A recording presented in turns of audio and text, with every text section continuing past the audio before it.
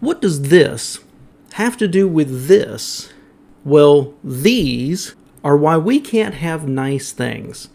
Welcome back to All Cars, y'all. I am John, and this is a far too brief history of the chicken tax.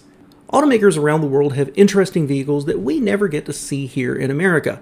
Some of them are too small, some don't meet our emissions or our safety standards, but large numbers of them, primarily trucks, never make it to our shores because of chickens. Now, to understand why, first we need to roll back in history.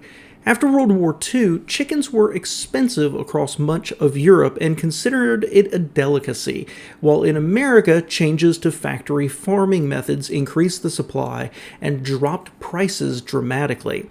That meant that U.S. exports of chicken to Europe soon captured about 50% of the market by 1961, and per capita chicken consumption in West Germany alone jumped 23%.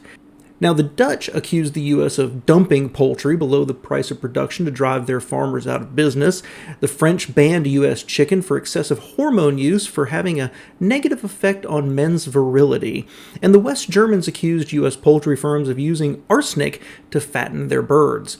Banding together, Europe adopted the Common Agricultural Policy, imposing minimum prices on imported chicken to encourage European self-sufficiency.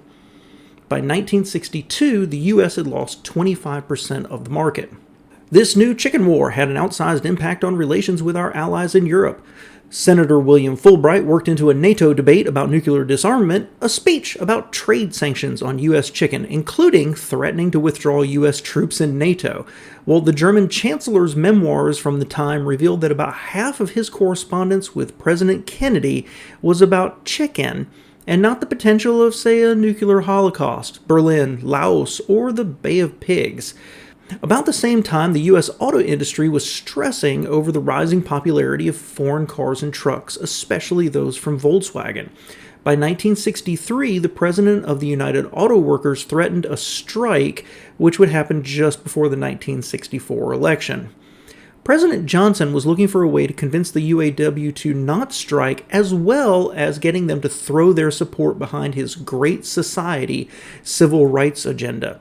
In later audio tapes, it was revealed that his solution was to include light trucks in the chicken tax, and it worked.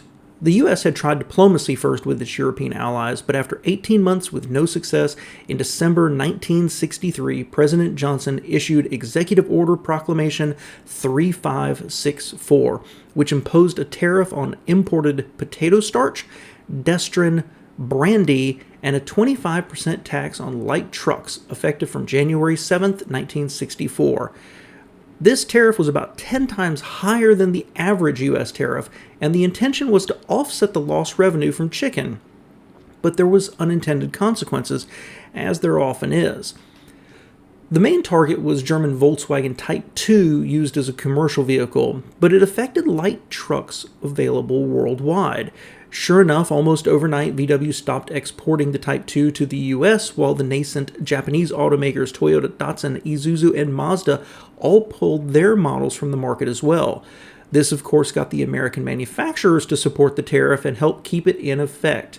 By 1972, Ford and GM, two companies the tariff was intended to protect, found what was called the chassis cab loophole, exporting chassis and beds separately with only a 4% tariff and assembling them in the U.S. to be sold as a light truck. Beneficiaries included products such as the Chevy Love and the Ford Courier. President Carter became aware of this loophole and closed it in 1980. Other manufacturers found innovative ways around it as well. The Subaru Brat had rear seats, carpet, and safety belts to make it a passenger vehicle and avoid the tariff from 1978 to 1987. Even Ford, meant to be protected, had to bring in its Transit Connect commercial van from Turkey as a passenger vehicle and then remove seats, safety belts, windows, and more to bypass the tariff and sell them as delivery vans. It cost hundreds of dollars to do the work, but saved thousands of dollars in tariffs. In 2015, Chrysler built their Ram ProMaster City in Turkey, importing the passenger configuration and converting it into a cargo van. In another example, Mercedes-Benz ships the parts for the Sprinter van to South Carolina, where they're assembled together in a small facility to be, quote, made in America. In 1989, the U.S. Customs Service changed the classification, making two-door SUVs light trucks. Where the demand allowed it, importers decided to build factories in the U.S. and produce their light trucks here, but that leaves many products around the world that are still unavailable in the U.S. One example would be the Ford Ranger is sold in the United States, but based on the Ford Ranger, the Volkswagen is not. Eventually, the tariffs on the first three items were removed, but the light trucks have stayed in place. With the recent U.S.-Korean trade agreements, the chicken tax has been extended until 2041, although trucks manufactured in Mexico and Canada are exempt under the North American Free Trade Agreement. I recently did a video referencing the chicken tax and got questions about what it was.